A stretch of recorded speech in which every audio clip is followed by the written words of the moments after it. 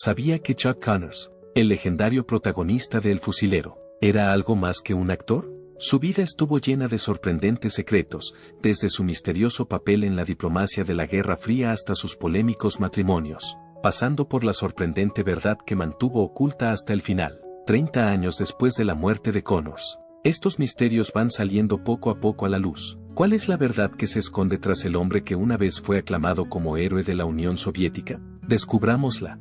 Dificultades en los primeros años de vida y pasión por el deporte. Nació el 10 de abril de 1921 en Brooklyn, Nueva York, con el nombre de Kevin Joseph Aloysius Connors. Chuck Connors era su nombre de nacimiento. Sus padres, Alan y Marcella Connors, eran inmigrantes de Irlanda que se esforzaron mucho por sacar adelante a su familia durante los difíciles días de la Gran Depresión que les tocó vivir. Tanto la madre como el padre de Chuck trabajaban a tiempo parcial para tener suficiente dinero para mantener a su familia. El padre de Chuck era estibador. Chuck aprendió la importancia del esfuerzo a través de los retos que le presentó la vida. Chuck pasó mucho tiempo practicando deportes en el Berridge Boys Club mientras nacía y crecía en un barrio obrero. El béisbol era su pasión, y tenía grandes esperanzas de poder jugar algún día para los Brooklyn Dodgers. La vida de Chuck dio un cambio significativo cuando tenía 14 años. Los cazatalentos se fijaron en sus habilidades atléticas y, como resultado, se le presentó la oportunidad de asistir a la Academia Adelphi, una prestigiosa escuela secundaria situada en Brooklyn, con una beca deportiva completa. Dada la magnitud de la oportunidad que se le presentaba, la aprovechó al máximo. Durante su estancia en Adelphi, destacó en varios deportes, como béisbol, baloncesto, fútbol americano e incluso atletismo. Chuck era un formidable primera base en el campo de béisbol y, en 1939, fue reconocido como uno de los mejores jugadores de instituto de Brooklyn. Siguió destacando en este deporte. En los años posteriores a su graduación en el instituto, Chuck recibió ofertas de becas deportivas de más de 25 instituciones diferentes. En Nueva Jersey, asistió a la Universidad de Seton Hall, donde participó tanto en béisbol como en baloncesto durante toda su estancia. Era pívot suplente en la cancha de baloncesto, y contribuyó al éxito del equipo aprovechando su altura y sus dotes defensivas. En el béisbol, en cambio, fue donde más brilló. En un partido que perdurará en el recuerdo, Chuck bateó 2 jonrones e impulsó 6 carreras en 1942, lo que llamó la atención de las compañías de ojeadores profesionales. Chuck se ganó el apodo que ha sido sinónimo de él durante todo este tiempo. Gritaba Chuck at me mientras jugaba en primera base, y por eso el término se le quedó grabado. En el transcurso de sus años universitarios, Chuck se vio interrumpido por la Segunda Guerra Mundial. Tras alistarse en el ejército en 1942, recibió entrenamiento en Fort Knox. La decisión de ascenderle a instructor de guerra de tanque se basó en su estatura, así como en sus aptitudes físicas. En los años siguientes, trabajó en West Point, donde instruyó a tropas e incluso a notables jugadores de fútbol, algunos de los cuales llegaron a ganar títulos nacionales gracias a su entrenamiento. Chuck continuó involucrado en el atletismo a pesar de estar sirviendo en el ejército. En su tiempo libre, participó en el béisbol semiprofesional de Brooklyn e incluso jugó al baloncesto a nivel profesional en la American Hoops League. Chuck fue licenciado con honores del ejército en 1946, después de haber servido un total de 3 años.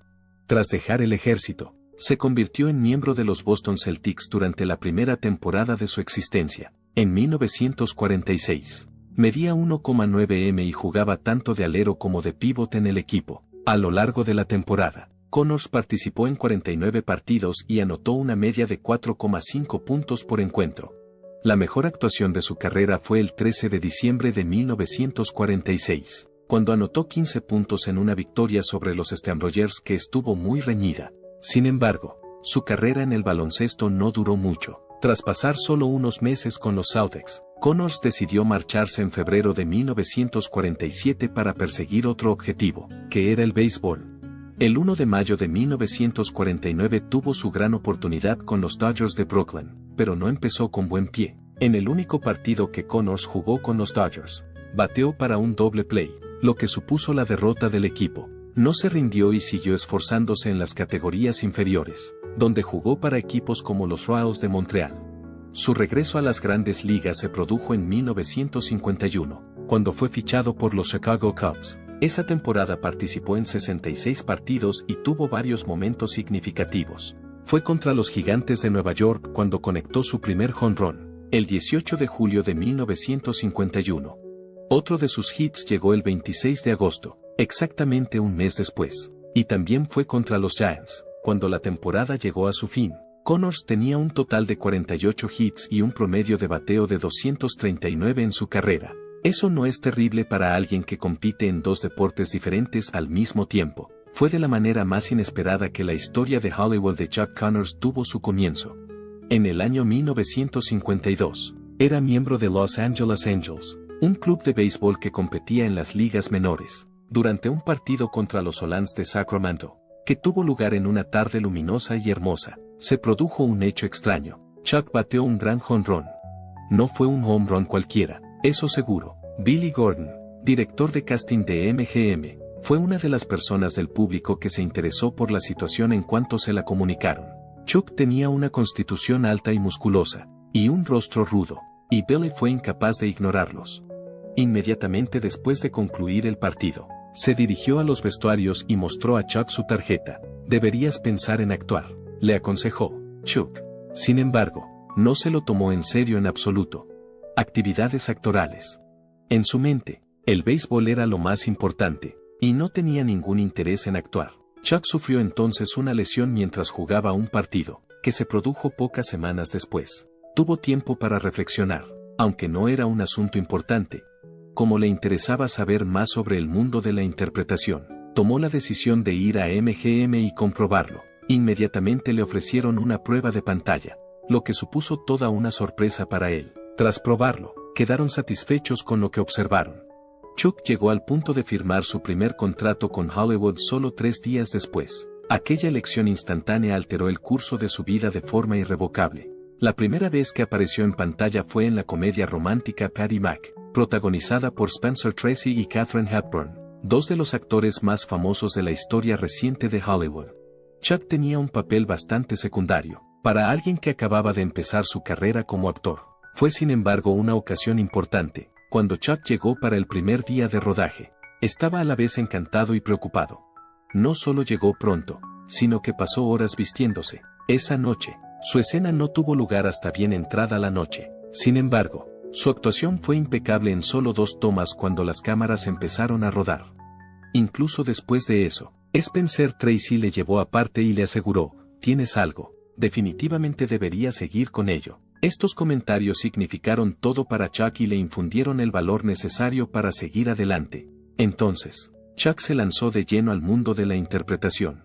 Aceptó todos los papeles, fueran grandes o pequeños. Entre 1952 y 1958 apareció en más de 20 películas. Su interpretación de Bernie Sanderson en la película de Disney Old Yelle, estrenada en 1957, se considera uno de sus primeros papeles más memorables. Chuck consiguió llamar aún más la atención gracias al tremendo éxito de la película. Además, tuvo papeles en películas como Trouble Along the Way, en la que fue coprotagonista de John Wayne, y The Big Country, en la que compartió pantalla con Gregory Peck y Charlton Heston. Fue capaz de desarrollar sus dotes interpretativas y mejorar su reputación con cada nuevo papel que interpretaba. Mientras Connors trabajaba en la industria cinematográfica, también aparecía en televisión con bastante frecuencia, llegando a aparecer en un total de 18 episodios televisivos diferentes durante este periodo. En aquella época no era habitual que los actores pudieran trabajar con éxito tanto en el cine como en la televisión. Sin embargo, Connors consiguió triunfar en ambos medios gracias a su ética de trabajo y su capacidad de adaptación. Durante esos 6 años, se esforzó mucho, interpretó diversos papeles y estuvo en pantalla más de 1400 minutos. Esto le ayudó a prepararse para la siguiente fase de su carrera. No fue hasta que Chuck Connors interpretó el papel de Lucas McCann en The Rifleman cuando alcanzó la fama, aunque no fue de la noche a la mañana. Connors es uno de los padres de Old Yeller, película de Disney estrenada en 1957. Tras su actuación, los productores de The Rifleman llegaron a la conclusión de que sería una excelente incorporación a su programa. Al principio, Connors declinó la oferta, ya que los ingresos eran inferiores a los que obtenía con actuaciones anteriores. Sin embargo, los productores estaban tan interesados en él que le ofrecieron un sueldo más alto e incluso le concedieron el 5% de la propiedad del programa. Por ello, se comprometió a interpretar al personaje. Después de que Connors fuera elegido para el papel, Comenzó inmediatamente sus preparativos iniciando su entrenamiento. Como parte de su entrenamiento, adquirió destreza en la equitación y aprendió a girar y disparar un rifle de forma que resultara asombroso para la cámara. Para dominar los movimientos, colaboró con un especialista en armas de fuego llamado Rod Radwin. Como Connor se entrenaba tanto, le dolían y le ardían las manos, pero siguió trabajando hasta alcanzar el nivel de destreza deseado. El primer episodio de la serie se emitió el 30 de septiembre de 1958, y los fans se enamoraron de ella rápidamente. Más de 14 millones de personas sintonizaron para ver el episodio de debut de la serie. El personaje de Lucas McCann, interpretado por Connors, era una persona severa pero simpática, sobre todo con su hijo Mark, interpretado por Johnny Crawford. Uno de los aspectos más apreciados de la serie fue la relación entre padre e hijo. Otros opinaron que Connors hizo un buen trabajo al demostrar tanto fuerza como emoción. También se prestó mucha atención al arma que se mostraba en la exposición. No se trataba de un rifle corriente, sino de un Winchester 1892 que había sido modificado de tal manera que lo hacía único en su especie.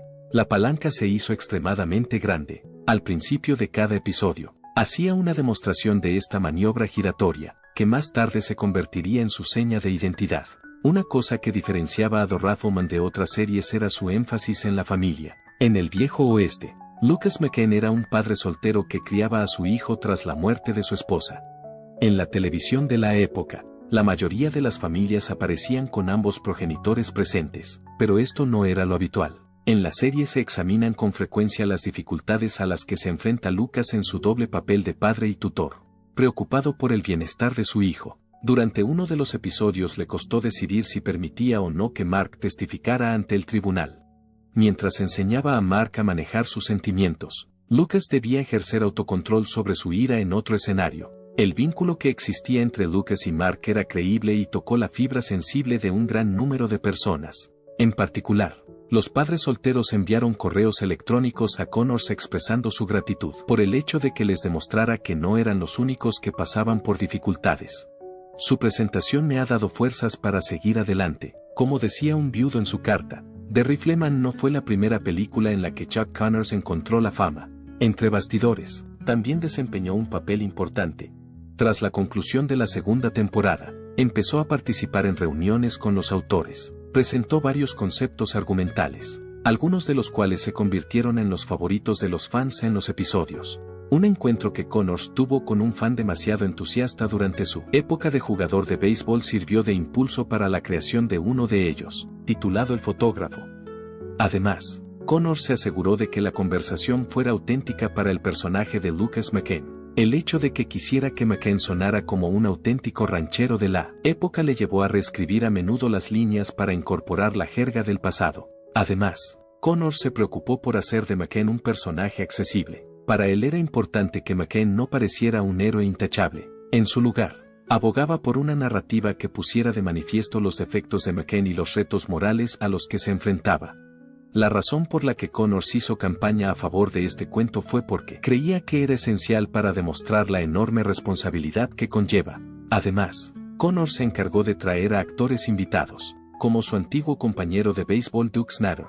Además, ayudó a los aspirantes a actores a empezar, como Dennis Hopper, que apareció en el episodio piloto. Debido a la gran repercusión que tuvo Connors cuando la serie llegó a su fin, se le concedieron créditos como asesor narrativo en algunos episodios. Incluso coescribió el final de la serie, de 2 partes, y se aseguró de que resolviera los asuntos pendientes y recuperara a los personajes de la serie, teniendo en cuenta la intensa competencia. The Rifleman logró una hazaña notable al convertirse en la 4ª serie más vista de la televisión en su primera temporada, con un rating Nielsen de 33,1. Se emitió por primera vez el 30 de septiembre de 1958 y consiguió llegar a 14,6 millones de hogares. Un gran número de espectadores se sintió atraído por el vínculo padre-hijo, mientras que otros quedaron cautivados por los emocionantes momentos de acción. En febrero de 1959, el 78% de los telespectadores declararon que veían el programa para reforzar sus lazos familiares, mientras que al 92% de los espectadores masculinos de entre 18 y 49 años les encantaba la acción. La popularidad del programa se tradujo en la fabricación de productos como rifles de juguete, fiambreras y novelas cómicas, que lograron generar ventas de $2 millones en los 3 meses siguientes a su emisión inicial. Además, fue nominada a 3 premios Emmy en su primera temporada y mantuvo su popularidad a lo largo de sus 5 años de emisión, llegando incluso a alcanzar el puesto 27 de audiencia en su última temporada. Los fans siguen viendo reposiciones de The Raffoman incluso después de que hayan pasado varias décadas. Según una encuesta realizada por MTV en 2018, seguía siendo una de las favoritas de los espectadores mayores de 55 años. En 1963, cuando The Raffoman llegaba a su fin, Chuck Connors se enfrentó a un importante obstáculo. Se había hecho famoso gracias a su papel de Lucas McCann, pero también le obligó a ajustarse al estereotipo de héroe del oeste. A lo largo de las 5 temporadas y 168 episodios de la serie, los espectadores fueron incapaces de desvincularse del personaje individual de Connors. Debido a este encasillamiento, hubo un problema. Como Connors quería demostrar que era capaz de interpretar una gran variedad de personajes, rechazó varias peticiones para participar en otros westerns. De hecho, en el lapso de solo 2 años tras el estreno de The Raffoman, rechazó 8 pilotos de televisión del oeste, pero en realidad, esto frenó su carrera durante un tiempo, a pesar de que él había pensado que esto le abriría nuevas perspectivas. En la película Move Over, Darling, estrenada en 1964, Connors intentó algo totalmente distinto para alejarse de su imagen de vaquero. Junto a Doris Day y James Garner, interpretó el papel de un banquero severo y formal. La película no le benefició mucho, a pesar de que suponía un importante alejamiento de sus interpretaciones en la dura frontera. Los productores y directores de casting seguían viéndole como Lucas McCann, e incluso cuando hacía audiciones para papeles que no eran del oeste, comentaban con frecuencia que parecía demasiado occidental. A finales de 1965, Connors estaba tan descontento con su carrera que se planteó dejar de actuar y volver al mundo del atletismo profesional. A pesar de estos problemas, Connors consiguió nuevas oportunidades en 2 series de televisión que le brindaron la oportunidad de mostrar diversos aspectos de sus dotes interpretativas. Connors interpretó el papel de John Egan, un abogado defensor, en la serie de televisión Arresto y Juicio, que se emitió de 1963 a 1964. Tanto la investigación, llevada a cabo por un detective, como el drama del tribunal, que incluía a Connors como abogado, se presentaban en cada episodio de la serie, que se adelantó a su tiempo. Cada episodio duraba 90 minutos, para demostrar que era capaz de representar una figura refinada e inteligente. Connors vestía traje en lugar de atuendo vaquero. Sin embargo, a pesar de que su actuación fue alabada por la crítica, la serie se canceló tras una sola temporada. Con el estreno de Branded en 1965, Connors regresó al género del oeste, pero esta vez la historia era diferente. El personaje que interpretaba era Jason McCord, un oficial de caballería expulsado del ejército tras ser acusado injustamente. El viaje que recorrió McCord para limpiar su nombre y recuperar su dignidad fue el principal énfasis del episodio. La serie, que duró 2 temporadas y tuvo un total de 48 episodios, brindó a Connors la oportunidad de interpretar a un personaje más matizado y emotivo que los héroes que había interpretado anteriormente. Su interpretación de Tom Moore en la miniserie revolucionaria Roots, que Connors presentó en 1977, fue la actuación más dramática que hizo nunca. A lo largo de la serie se narraba la historia de una familia afroamericana, desde la esclavitud hasta la actualidad. Connors interpretaba a un duro propietario de una plantación, personaje que suponía un cambio total respecto a sus papeles anteriores. El último episodio de la serie fue visto por unos 100 millones de personas, lo que indica que la serie fue un gran éxito. Como resultado de su actuación, Connors fue nominado a un Emmy, prestigioso galardón que demuestra su capacidad para interpretar a personas difíciles. En los últimos años de su carrera, Connors intervino como actor invitado en televisión y en películas de bajo presupuesto. Tourist Trap, una película de terror estrenada en 1979, contó con él en una de sus apariciones más memorables. Interpretó el papel de M.R. Slauson, un espeluznante propietario de museo rodeado de siniestros maniquíes. Al principio, la película no tuvo mucho éxito, pero con el tiempo se convirtió en una favorita de culto. Connors también interpretó papeles poco convencionales, como el de un personaje que luchaba contra alienígenas en la película de ciencia ficción de 1980 de Dead Amandel, de bajo presupuesto. Según escribió, apareció en varios programas de televisión muy conocidos, como La Isla de la Fantasía, El barco del amor y asesinato. Entre los años 1987 y 1988, apareció en la serie de acción y terror Werewolf, interpretando el papel de Janos Skorzeny, un villano que mostraba un lado más oscuro de su actuación. Del mismo modo que los personajes que interpretaba en televisión estaban llenos de amor, angustia y drama, la vida personal de Chuck Connors también estaba llena de emociones. Se casó por primera vez con Elizabeth Jane Riddell, también conocida como Betty, una modelo de Montreal, Canadá, en 1948. Mientras Chuck jugaba al béisbol para los Montreal Royals, tuvieron la oportunidad de conocerse en uno de sus partidos. Su relación no tardó en florecer, ya que Betty procedía de una familia acomodada. Se casaron el 1 de octubre de 1948, cuando Chuck tenía solo 27 años y aún intentaba encontrar su camino profesional. Michael, Jeffrey, Stephen y Kevin fueron los nombres de los 4 hijos que tuvieron juntos. Al principio, todo parecía ir por buen camino, pero, cuando la carrera de actor de Chuck empezó a despegar, sobre todo después de que le eligieran para el papel de Dorothy Mann en 1958, las cosas empezaron a cambiar. Como se ausentaba durante largos periodos de tiempo, trabajando y rodando, empezaron a circular acusaciones de que era desleal a su pareja. Comenzaron a experimentar tensiones en su relación entre bastidores. Los matrimonios de tensión. Betty descubrió en 1961 que él tenía una aventura con una actriz cuando trabajaban juntos en uno de sus rodajes. En ese momento llegó a su punto de ruptura. Ella inició el proceso de divorcio, y fue concedido en el año 1962. Posteriormente se reveló que Betty había dicho que revelaría las indiscreciones de Chuck si éste no cumplía sus condiciones durante todo el proceso de divorcio. Todo ello a pesar de que mantuvieron su cortesía en público. En 1963, Chuck se casó con Kamala Devi, una actriz a la que había conocido trabajando en el rodaje de Jerónimo. Este fue el segundo matrimonio de Chuck. Nació en Mumbai, India, y su historia mixta india y británica hizo que su unión destacara especialmente. La estrecha conexión que compartían tanto dentro como fuera de la pantalla era algo que la gente respetaba. Trabajaron juntos en varias películas y series de televisión, como Cowboy in Africa y Branded, pero su relación no siempre estuvo exenta de dificultades. Aunque Kamala animaba a Chuck a enfrentarse a papeles más complejos, Chuck insistía en que su reputación de vaquero rudo era la fuerza motriz de su éxito.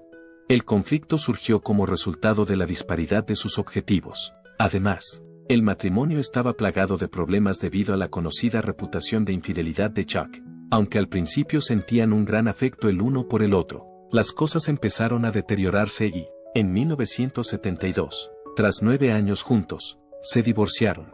The Proud and Damned era el título de su última película juntos, y daba la impresión de ser una representación deprimente de su relación personal en aquel momento. Fue el tercer matrimonio de Chuck, también el más breve y quizá el más conflictivo. Cuando trabajaba en el plató de Soylent Green en 1973, donde ella tenía un pequeño papel, le presentaron a Faith Cuevias. Chuck era unas décadas mayor que Faith, más concretamente, 33 años más joven que ella. En una pequeña e íntima ceremonia que tuvo lugar en México el 7 de septiembre de 1977, se casaron. Chuck bromeó diciendo que llevaban tanto tiempo haciendo de marido y mujer en el escenario que decidieron hacerlo realidad. Chuck tenía entonces 56 años. Sin embargo, solo estuvieron casados 3 años. Se divorciaron en el año 1980. Al cabo de un tiempo, Faith reveló que su matrimonio atravesaba dificultades y culpó a los hábitos de bebida de Chuck como una de las principales causas de esos problemas. Sin embargo, la imagen pública de Chuck se vio afectada como consecuencia de las acusaciones, que él rebatió. Durante toda su vida, Connors fue objeto de rumores de amoríos y relaciones llenas de conflictos. Hubo rumores de adulterio que comenzaron durante su primer matrimonio, y nunca dejaron de volver a él, aunque nunca se comprobó. Una señora dijo que mantuvo un largo romance con Connors en los años 60 y que él era el padre de su hijo. Sin embargo, esto nunca se comprobó. Era comúnmente conocido que Connors tenía un comportamiento coqueto cuando trabajaba in situ. La actriz Joan Crawford afirmó en una ocasión que tenía la capacidad de encantar a los pájaros de los árboles, pero que era incapaz de mantenerse fiel. Incluso su reputación le hizo perder perspectivas profesionales, ya que varias actrices declinaron colaborar con él. Connors fue supuestamente descubierto en una situación comprometida con una joven actriz en una fiesta en 1975, lo que se considera uno de los incidentes más sonados de ese año. La polémica fue encubierta, aunque se dice que le hizo perder un importante papel en una película. Los hijos de su primer matrimonio expresaron su preocupación por la presión que su forma de vivir causaba en su familia. En una conversación posterior, Jeffrey Connors reveló que su padre siempre buscaba emociones fuertes, lo que repercutía en todos los que le rodeaban. Aunque Connors se vio envuelto en varios escándalos, rara vez se refirió a los rumores. Cuando se acercaba el final de su vida, se detuvo y pensó: he vivido mi vida a mi manera. No todo el mundo estará de acuerdo conmigo, pero no me arrepiento de nada. Opiniones políticas. Fueron las firmes convicciones políticas de Chuck Connors las que le diferenciaron de otros actores de la industria de Hollywood. En 1967, cuando la mayoría de los individuos de Hollywood se oponían a la guerra de Vietnam, Chuck participó en una marcha en Nueva York a favor de la guerra. En su discurso, Chuck no se limitó a exponer sus opiniones, sino que se esforzó mucho en ayudarlas. Durante las elecciones presidenciales estadounidenses de 1964, prestó ayuda a los candidatos republicanos, en particular a Barry Goldwater. Su carrera se resintió por ello, pero a Chuck no le importó. En el pasado, declaró que prefería perder mi trabajo antes que renunciar a mis valores. En 1972, incluso fue invitado a presentarse como candidato al Congreso. Sin embargo, prefirió continuar su carrera como actor. La guerra de Vietnam suscitó un gran debate en la industria del entretenimiento, pero Chuck se mantuvo firme en sus convicciones. Su postura era contraria a la de los manifestantes. En 1967, participó en una marcha junto a otras personas para mostrar su apoyo al ejército de Estados Unidos. Afirmó que, puesto que estamos luchando contra el comunismo en ese otro país, no tenemos por qué hacerlo aquí. A mucha gente de Hollywood no le gustó, e incluso discutió con sus compañeros de reparto por ello. Mantuvo una acalorada discusión con Charlton Heston sobre la guerra cuando ambos trabajaban en el rodaje de Soylent Green. Chuck no solo hablaba mucho. Fue entre 1968 y 1972 cuando realizó varios viajes a Vietnam para demostrar su apoyo. Tras la guerra, Chuck sintió remordimientos por el trato dado a los veteranos. En lugar de protestas, declaró que merecían desfiles y que el país no había cumplido sus expectativas. El cariño que la Unión Soviética profesaba al programa de Chuck, The Rifleman, fue uno de los aspectos más inesperados de su carrera. Una de las pocas series estadounidenses que se permitió emitir en la televisión soviética durante las décadas de 1960 y 1970, cuando las tensiones entre los Estados Unidos de América y la Unión Soviética eran máximas, fue The Rifleman. La gente tenía mucho cariño a su personaje, Lucas McCann, ya que era un padre formidable y abogaba por la equidad. En 1973, el programa era visto por unos 250 millones de soviéticos. Incluso el jefe de la Unión Soviética, Leonid Brezhnev, era un gran admirador del grupo. Durante su viaje a Washington, Distrito de Columbia, en 1973, Brezhnev solicitó ver a Chuck Connors. Como resultado de este encuentro ocurrió algo maravilloso. Brezhnev invitó a Chuck a viajar a Moscú ese mismo año. Debido a que Chuck permaneció durante 2 semanas, fue tratado como una celebridad. En el Kremlin, le presentaron a Brezhnev, y los dos incluso se enzarzaron en una competición amistosa utilizando las armas de fuego que Chuck le había regalado antes. Además, Chuck asistió a una proyección especial de The Rifleman, en la que los fans se entusiasmaron por obtener su autógrafo. En este viaje, Chuck grabó un documental titulado Paz y Amistad.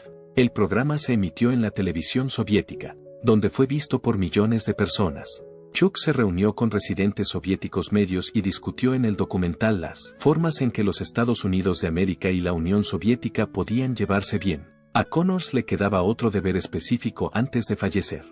El 3 de noviembre de 1991, hizo una aparición en una película para televisión titulada The Gambler Returns, The Luck of the Draw, en la que también aparecía Kenny Rogers como protagonista. Connors realizó una actuación especialmente notable como su personaje más conocido, Lucas McCann, de la película The Rifleman. Durante un breve escenario, llevaba en la mano el famoso rifle Winchester e iba vestido con la ropa tradicional que llevaba M.C. Cain. Los fans se alegraron mucho de verle hacer una última versión del papel de McCann. El hecho de que Johnny Crawford, que anteriormente había interpretado a su hijo Mark en la película The Rifleman, también protagonizara el filme hizo que la ocasión fuera mucho más significativa. Juntos mantuvieron un breve pero emotivo encuentro, que hizo las delicias de sus devotos seguidores. La película obtuvo buenos resultados de audiencia y fue una excelente oportunidad para que Connors cerrara con broche de oro su papel más conocido. Problema de Heath. En 1992, cuando tenía 71 años, los médicos le diagnosticaron cáncer de pulmón, probablemente debido a que fumaba mucho. Los aficionados quedaron desconcertados, ya que siempre habían creído que Connors era robusto y estaba en buenas condiciones. Aunque siguió haciendo apariciones públicas, al principio no reveló su estado a un gran número de personas, pero en octubre de 1992, su estado había empeorado considerablemente, como también padecía neumonía, lo que agravaba aún más su situación. El 28 de octubre fue ingresado en el Cedar Sinai Medical Center de Los Ángeles. Durante los 13 días que estuvo allí, luchó contra la enfermedad mientras los profesionales médicos hacían todo lo que podían. En un trágico giro de los acontecimientos, Connors falleció el 10 de noviembre de 1992. El cáncer de pulmón fue la causa de la muerte, y la neumonía contribuyó significativamente a la afección. Muchas personas se entristecieron por su fallecimiento, y llovieron las condolencias de sus compañeros actores, deportistas y aficionados que le apreciaban. Connors ha dejado tras de sí un importante legado imborrable. A los aficionados les sigue gustando su programa, The Rifleman, y se sigue emitiendo por televisión incluso en la actualidad. Tuvo un impacto significativo en la representación de los padres solteros en televisión y condujo a la creación de las posteriores películas del oeste. En el ámbito del atletismo, Connors también hizo historia. Solo hay 13 personas que hayan jugado en la Asociación Nacional de Baloncesto y en las grandes ligas de béisbol. Él fue una de esas 13. Fue el primer jugador de la historia del baloncesto que rompió un tablero durante un partido, y lo hizo en 1946, cuando jugaba en los Boston Celtics. Esto ocurrió durante los calentamientos previos al primer partido de los Celtics en casa. Aunque Connors jugó poco tiempo al béisbol, dejó una huella imborrable en otros aspectos.